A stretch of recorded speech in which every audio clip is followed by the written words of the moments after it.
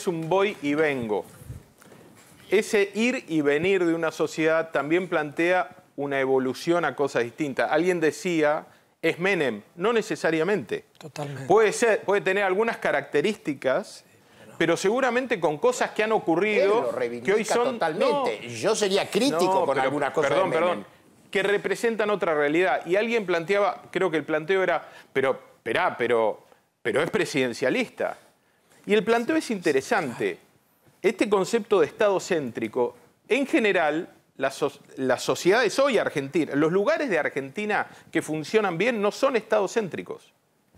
La ciudad de Buenos Aires, en la ciudad de Buenos Aires lo más importante no es el gobierno de la ciudad, es el privado de la ciudad. El gobierno define un rumbo, marca reglas. Vicente López, ¿por qué es exitoso? ¿Por qué está mal La Matanza? Porque probablemente falte ese músculo de emprendedor, de desarrollo, de privado, de crecimiento. Y entonces, ahí donde no está el Estado, parecería que es lo único que... Permitime, Jorge, agregar una cosa, Dale. porque en definitiva, cuando uno habla del Estado y la dimensión del Estado, eso es relacional.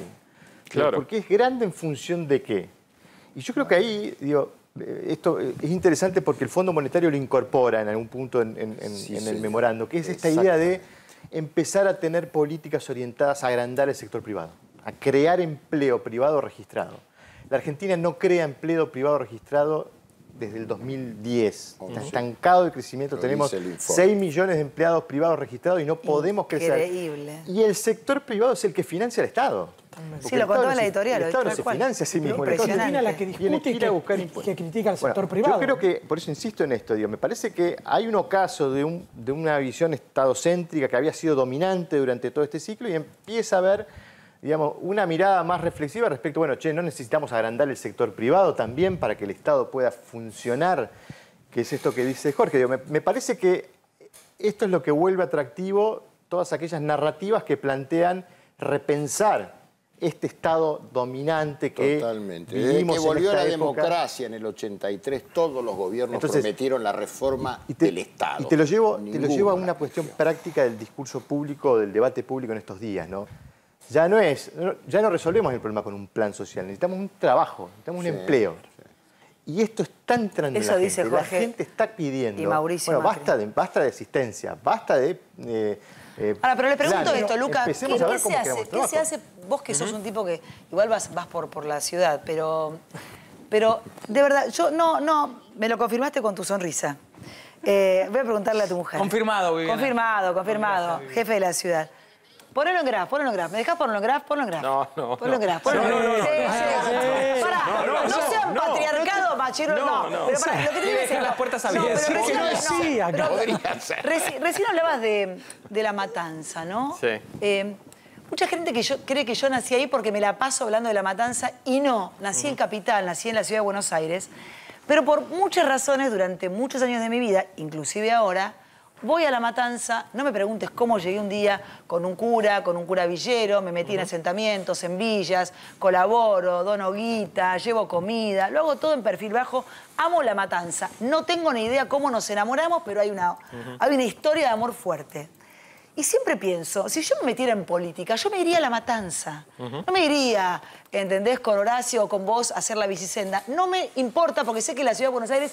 Ahora, me fascinaría juntarme con 20 personas, educación, cultura, y decir, transformemos La Matanza, porque esta gente... Poneme las imágenes de la pobreza que puse hoy, que te pedí, Andrés, dile, el arranque. ¿Cómo se hace para transformar de verdad La Matanza? Para que la gente de La Matanza no crea que lo que merece es esto que le dan y que La Matanza no avanza. Lo primero que yo haría si fuera intendente de La Matanza es no tener plazos fijos. No tener plazos fijos. ¿Pero para qué lo tiene? Bueno, es la pregunta que tiene que contestar el intendente, no ¿Pero yo. cuánta guita Porque tiene ese que vos plazo me fijo? digas Acá que tenés tenemos, algunos meses de sueldos por si pasa algo y que tu estado está bastante ordenado y la ciudad ya está asfaltada y agua y cloacas, pero donde hay tanta necesidad como en La Matanza, tener miles de millones de pesos en plazo fijo es inmoral. Porque la prioridad no es esa de un estado municipal. Entonces, ahí ya hay un cambio relevante. ¿Qué se hace? Ponele que yo me voy a La Matanza con vos. Ponele porque me calentó La Matanza. Digo, quiero que esta gente viva bien. Nos va a llevar 20, 30 años, no importa. Se empieza desde cero y se transforma. ¿Qué es lo que se hace, Jorge, para que de verdad un lugar como La Matanza, como el conurbano más difícil, la provincia de Buenos Aires, se empiece a poner de pie? Que esa gente no sienta que no tiene la posibilidad por parte. de crecer. Lo primero que necesitas es un país que vaya en el sentido correcto. Sí. Ahora, en un país que va en el sentido correcto o no, igual vos podés administrar bien o mal. Cuando vos comparás, los municipios cambian mucho. Yo veo hoy San Martín, para no irme tan lejos. Pero yo quiero La Matanza. Decime La Matanza, porque San Martín, ¿qué decís en San Martín? No, bueno, pero digo, vos cruzás de Vicente López a San Martín, o de la ciudad a San Martín, o de 3 de febrero a San Martín, o de San Isidro a San Martín, o de San Miguel a San Martín. Todos esos municipios de la ciudad lo rodean, y San Martín está peor que todos esos lugares. ¿Peor? Sí, claro. Está peor que 3 de febrero, está peor que San Miguel, está peor que San Isidro, que Vicente López o que la ciudad. ¿Por qué? ¿Que hay un designio maldito? San Martín era la capital de la provincia de Buenos Aires de la pyme industrial.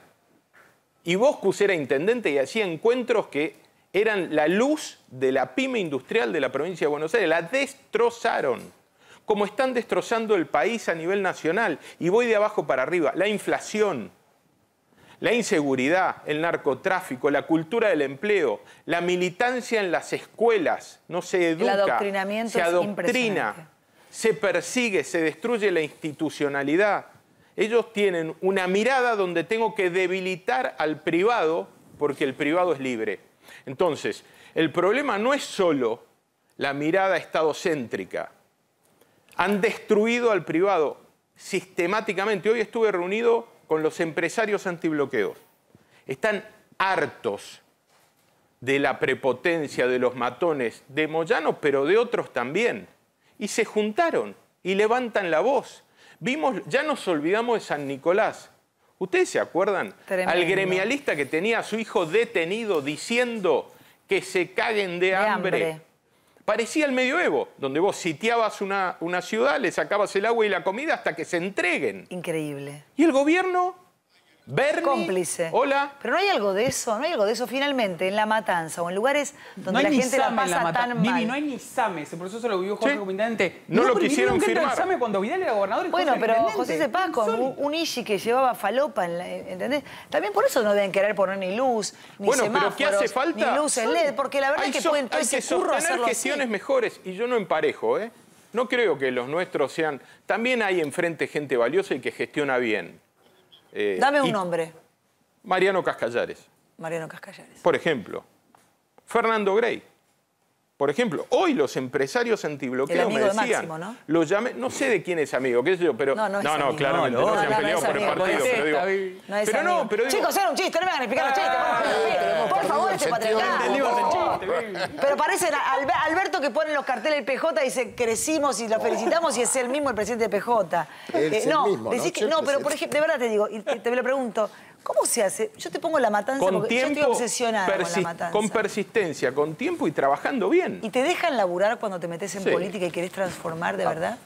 A mí me tocó ser el primer intendente y tenía a Cristina que venía a Tecnópolis, Daniel Scioli era gobernador y me quisieron complicar la vida. Pero ¿por qué lo podía hacer? Y vuelvo al inicio de esta charla. ¿Por qué el poder no te lo da el que te eligió para estar en una lista? Te lo da la gente. Cuando la gente está dispuesta a votarte, a defenderte, a elevar la voz por vos, eso te da un poder inmenso. Entonces, me parece que el presidente tiene que bajar dos cambios, ponerse en foco y entender qué está necesitando la gente y dejar de preocuparse por su partido. Porque el partido que él tiene que jugar es el de los argentinos resolviendo problemas. Perdón, Jorge, Lucas, a todos. ¿No tiene la sensación que el presidente no tiene retorno? Ya está. Lo lamento, es nuestro presidente, vivo en Argentina, tengo mi familia en Argentina, laburo y los impuestos, lo pago. Amo este país, amo este país. me vuelvo loca pensando la cantidad de gente pobre que hay. Me voy de acá y filmo a la gente, la veo, le dejo unos mangos para que se compre el morfi, voy y le compro un pibe un sándwich. No sé qué hacer ya por la gente pobre. Y la vemos acá a la vuelta, no me quiero ni imaginar lo que está pasando. Yo voy a empezar a recorrer ahora el conurbano porque tengo muchas ganas de seguir contándole a la gente y de hablar con la gente, porque es la única manera también de hacer televisión. Ahora, el presidente, digámoslo, no tiene retorno. Pero es un milagro lo puede salvar. Un milagro lo puede salvar al presidente. Campolongo no puede el presidente. No lo puede hacer porque hay una malformación genética en cómo se eligió la cuestión y no se corrigió nunca. Pero no importa, ponele que te ponen en el lugar que no te mereces, sin mérito. Y vos, ya que estoy acá, lo voy a hacer bien. Mira, siempre le digo a mi hija, Martina, hacer las cosas bien o mal te llevan al mismo tiempo. Las hacemos bien, eso me enseñaron a mí. Sí, sí, Cuando, hasta en la producción, chicos, hagámoslo bien, porque hacerlo bien o mal... Pero ahí tiene que tener poder el presidente y no lo tiene. Bueno, ahí está el punto. Lo tiene. Hoy, ¿quién ejerce el poder? Porque Cristina Bueno, el poder, ya no... Permitime un minuto. Sí. Ya Cristina no tiene poder. Y entonces, ¿quiénes son? Massa, Guado de Pedro. Ya no tiene poder. ¿Puede ser eso? ¿Puede ser que Massa y Guado de Pedro? Absolutamente no. No. Se le ha reducido, concuerdo. No, se está riendo Macri con lo que estás diciendo. Es que no tiene, lo perdió claramente. El golpe que tuvo en el Consejo de la Magistratura, ejercida ahora por Rosati, para que la gente nos está viendo, quedaron 10 y 10 los consejeros. Pero el que decide a la hora de resolver qué juez va a quedar, qué juez se va a remover o a quién van a mantener, es Horacio Rosati, que el voto vale doble. O sea, Cristina va a perder siempre, aunque no ingrese Luis Juez como consejero, igual pierde Cristina. Pero además ya perdieron porque hay luz sobre este tema. Claro, Esto es lo relevante. Claro. Cuando hay luz y se nota el mal olor y se nota la trampa, ya perdiste. Es la lógica de Exacto. las ratas. Ven luz Claro, y se van rajando. es la verdad. Les agradezco que somos la tendencia número 1 en la Argentina durante todo el programa, por los invitados que tenemos. Hay un interesante en este punto, que es que las dos instancias en donde el Congreso intentó avanzar con la reforma de la ley de Ministerio Público, si uno las ubica en tiempo, coinciden con los picos de las olas de coronavirus, ¿no? Mostrando esto de la desconexión de cuál es la preocupación de la gente, dónde está la cabeza de la gente y dónde está la cabeza ¿Quién tiene el poder, de los Lucas? políticos. ¿Quién tiene el poder? Yo creo que es interesante la pregunta. Cuando yo hablo de de una crisis de liderazgo presidencial, hay una descomposición del proceso político. Hoy nadie tiene el poder. Y eso es lo peligroso. Hoy nadie tiene el poder. Hay una crisis institucional. Y yo creo que hay algo... Esto yo ya lo sabía, pero que lo diga así Hay como algo más Pancho cuando se peligroso, pasa, hay algo más peligroso, que es que cuando, digamos, está clara las divisiones dentro del oficialismo, Sí. y yo creo que, digamos, Cristina está convencida que efectivamente la elección 2023 está perdida. Ahora, si uno convalida esa premisa y la pone en la cabeza Ponme la de la placa de Berbisky, vicepresidenta, Andrés. y uno empieza a analizar el sistema de incentivos de Cristina, y el sistema es un sistema, digamos, bastante inquietante, ¿no? Porque, digo, solo pensar, bueno, si la elección de 2023 está perdida, yo lo que voy a tratar de hacer es proteger mi capital político. Obvio. ¿No? Y eso quizás está, digamos, desalineado a los objetivos que tiene el presidente, persiguiendo en que tiene que implementar el programa que acordó con el Fondo Monetario, porque hoy el Fondo Monetario le está prestando la plata para que la Argentina no entre en default. Pero además, ¿cuál es el incentivo que tiene Cristina para hacer, digamos, para corregir los desequilibrios de la economía? ¿Por qué le va a hacer el trabajo sucio al que viene?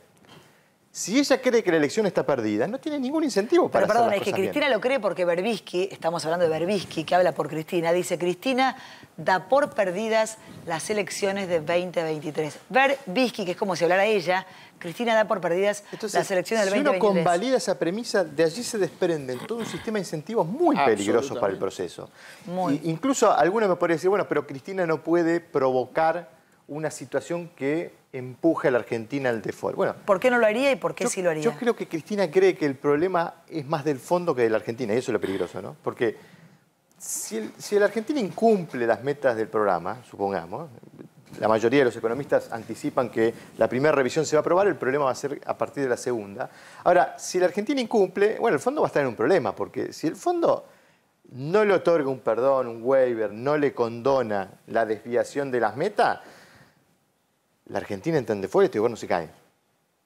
Y si la Argentina entra en default y este gobierno se cae, bueno, le estará dando la razón a Cristina, que el 10 de diciembre pasado en la Plaza de Mayo dijo: el Fondo Monetario tumba presidente. Entonces, ahí aparece todo un sistema de incentivos para la vicepresidenta muy, muy peligrosos para el proceso. Por eso digo, yo creo que hoy el presidente no está en condiciones de emanciparse de Cristina, no está. No sé cuándo estuvo igual Lucas, ¿no? No me queda claro en qué momento lo estuvo. mencionó. Yo creo que sí, ¿eh? Perdón, yo mitad coincido con 2020. Jorge, no coincido con ¿Cuál era la fortaleza? Mitad de 2020. A ver, ¿Cuál era Jorge. la fortaleza de Duhalde cuando tomó el gobierno? Es eso.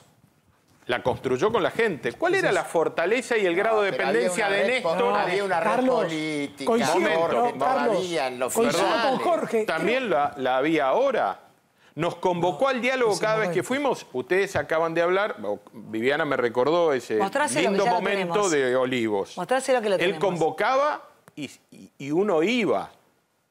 Había un esfuerzo de búsqueda de consenso. Pero había un doble Más discurso allá- también. No, Vengan, hasta ese quiero momento no consensar. tanto. Eso es- No, eso es- el quiebre fue ahí.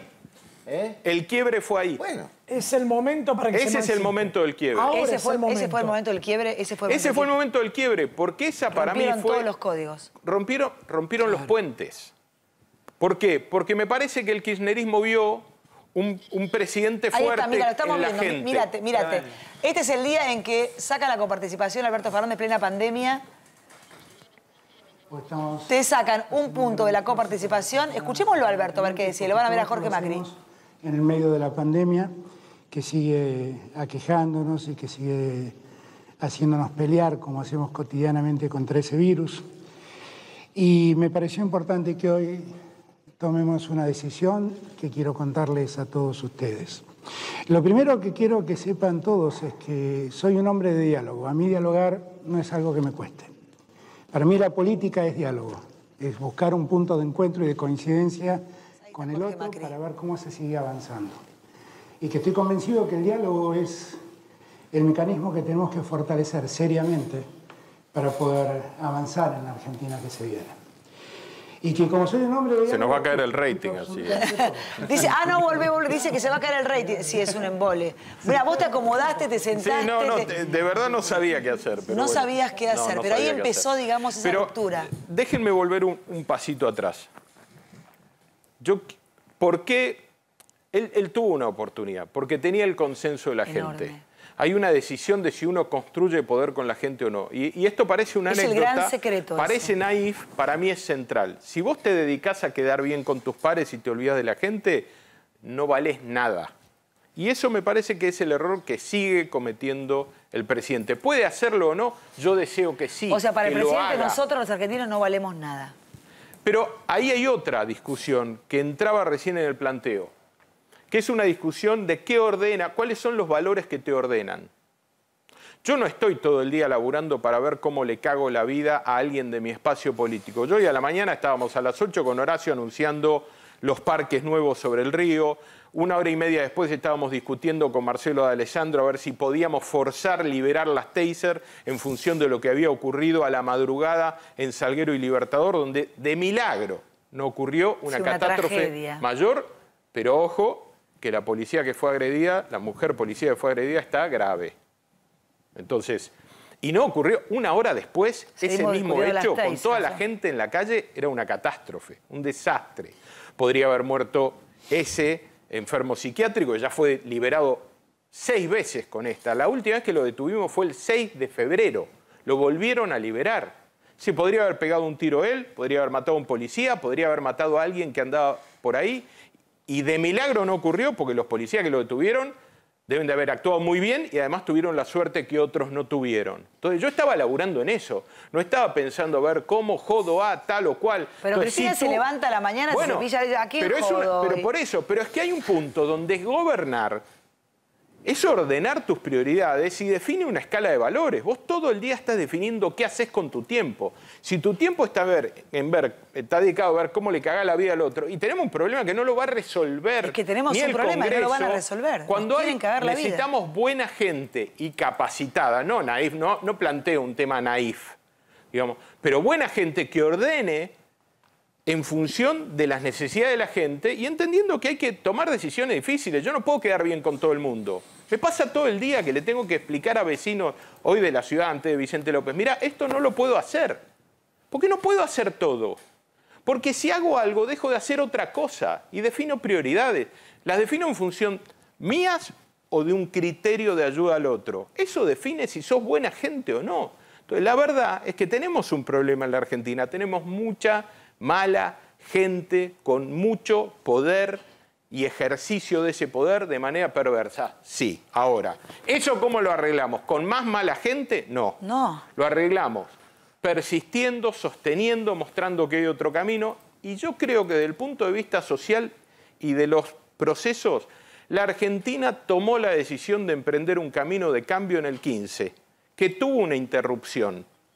Pero eso es habitual en las sociedades. Muchas veces las sociedades dan pasos muy largos, se animan a cambios muy profundos, y cuando no ven que las cosas funcionan rápido, dan un pasito atrás, pero después vuelven. No es que avanzaste 10 pasos y retrocedes 10. Por ahí retrocedes 5, mirás, decís, y por ahí tenían razón, che, era un poquito más de esfuerzo si hubiéramos aguantado. Y esos procesos que en la historia parecen una anécdota, y hoy los vivimos en el día a día, están ocurriendo. Y no es un cambio político, es un cambio que viene de la gente. Hoy un chofer de taxi te dice, loco, en un país que se gasta más plata que la que ingresa, no hay manera, ¿no? O la chica que trabaja en mi casa me dice, pero yo estoy medio cansada de levantarme temprano y que les regalan un montón de cosas y yo gano menos que ellos. Tiene razón, esos cambios culturales son muy relevantes. Bueno, ¿no crees que eso lo vino a traer un poco Milei? Con todas las críticas yo creo que ese es un cambio que comenzó en el 15. Un taxi y me pidió el taxista, le mando un beso a Gastón Inati y su mujer, me pidió que le grabara un mensaje a su mujer saludándola, que nos ven todas las noches, le mando un beso, y cuando me bajo me dice, yo lo quiero a Milei.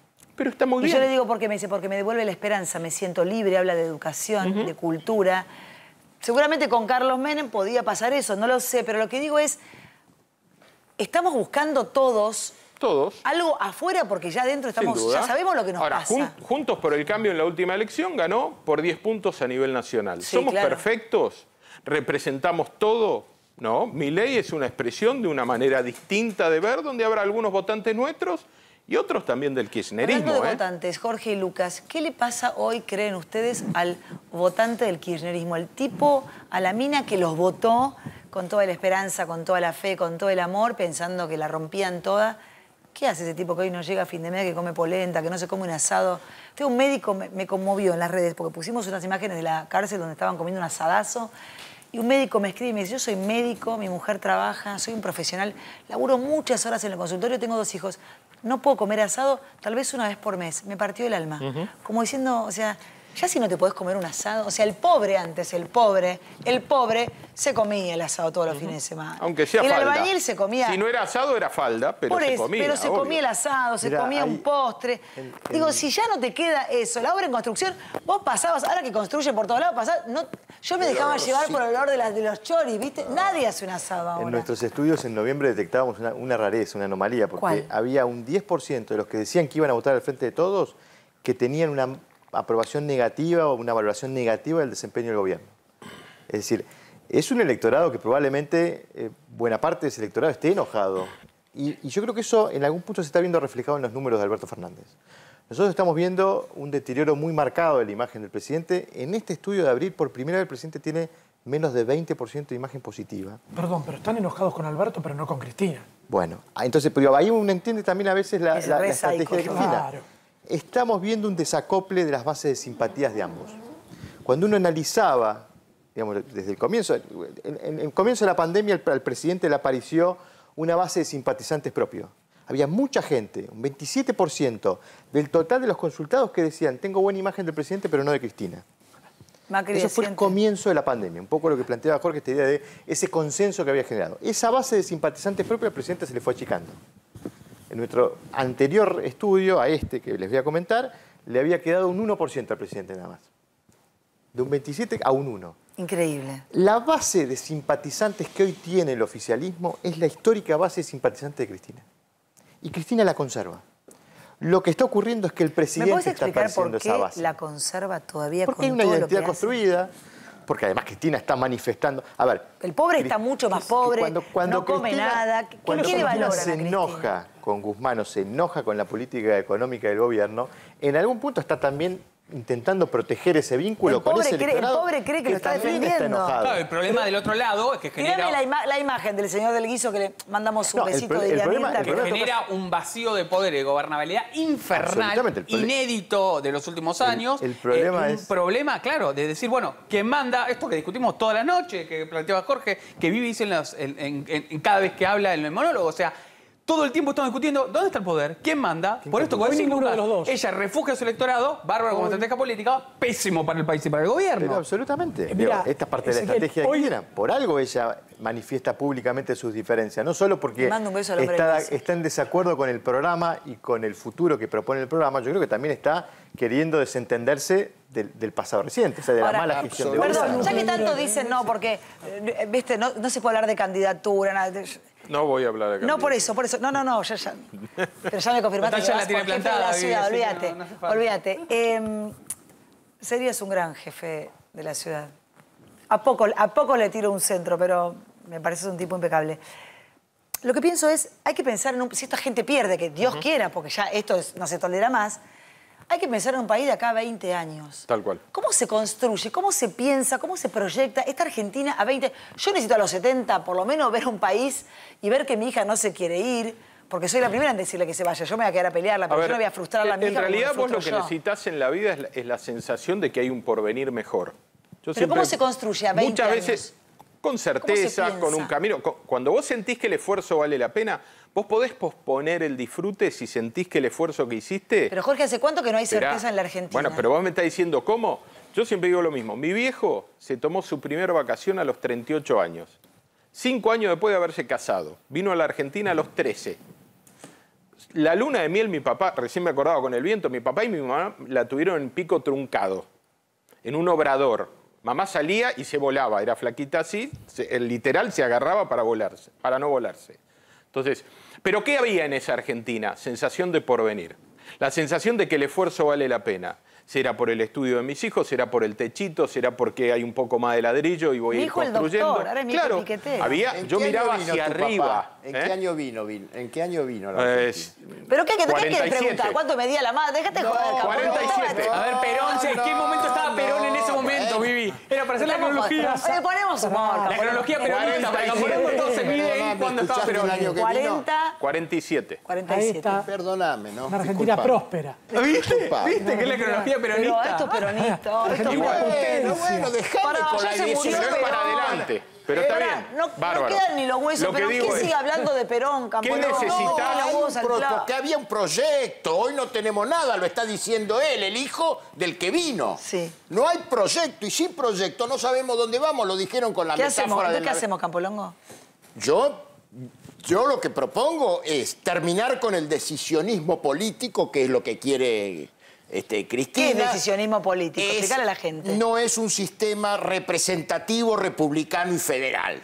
Es esto que pasó ayer en el Consejo de la Magistratura. Es mirarse el ombligo todo el tiempo y preocuparse solo por ella. Tiranos, autoritarios, Exacto. no más. Entonces, un país a 20 años, porque si no lo pensamos de acá a 20 años, es imposible. Bueno, primero con alternancia. A este gobierno le va a ir mal y va a venir uno que seguramente lo va a hacer mejor. Hay un contrato social que la Argentina construyó que es no vamos más a los cuarteles. Aceptamos, y no es poca cosa, No, en la historia es un montón. ¿No parece? es Lo un que pasa es que montón. nos toma justo de actores de un Preguntale mal a Campo. momento. Pero aprendimos a que nos tenemos que bancar si votamos mal. Y hay otro dato que no es menor. El único gobierno, me cuesta decir peronista porque hay mucho peronista que no comulga con este gobierno y que no es kirchnerista, ¿no?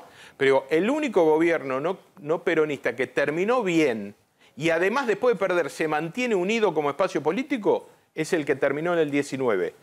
Parece poco, es mucho.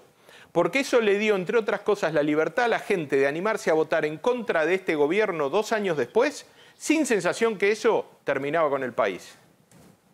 Bueno, Alfonsín y eso es libertad. Alfonsín fue el primer ejemplo de también donde el voto cautivo empezó a licuarse en la Argentina. 15% de eso... Y eso es bueno. Es bueno. Que nadie sea dueño del voto es bueno porque nos obliga a ser mejores. Lo que sí hay que tener son planes. Obvio. Hay que tener trabajar planes, en equipo hay que tener, interdisciplinario. hay que tener honestidad. Bueno, eso hay ni que ordenar hablar, bien la descuento prioridad. para todo hombre de bien. Exactamente. Si hoy uno hace un estudio y le pregunta a la gente qué identidad política tiene, lo que te vas a encontrar es que la mayoría te dice que es independiente. O sea, se han desdibujado las identidades políticas. Ahora, yo creo que el desafío es complejo, porque lo que vos estás pidiendo, Viviana, es que la gente tenga confianza. Esto que también y que la gente de paso coma. Que la gente crea que se está yendo hacia un lugar mejor. Ahora, la confianza requiere credibilidad. Porque si alguien le va a decir a esa gente, estamos yendo hasta allá, hacia allá y hacia allá vamos a estar mejor, bueno, tiene que ser creíble para sostener ese mensaje. ¿Y de qué depende la credibilidad? De la reputación. Y ahí es donde aparecen, me parece, las complicaciones, ¿no? Porque, digamos, estamos frente a una sociedad descreída. Digamos, no es que no hay reputación, no hay confianza. No hay pero en este país... Hacemos un corte, sí. Pero en este país, aún hoy, hay lugares donde se nota que se gobierna mejor que en otros. Y la gente observa eso también, ¿eh? Es una manera de confirmar y de construir reputación. Hacemos un pequeño corte, seguimos conversando. Hasta las 11 les aviso a sus mujeres, no los pensamos soltar, lo estamos pasando muy bien y están liderando. Así que, chicos, se tienen que poner muy contentos.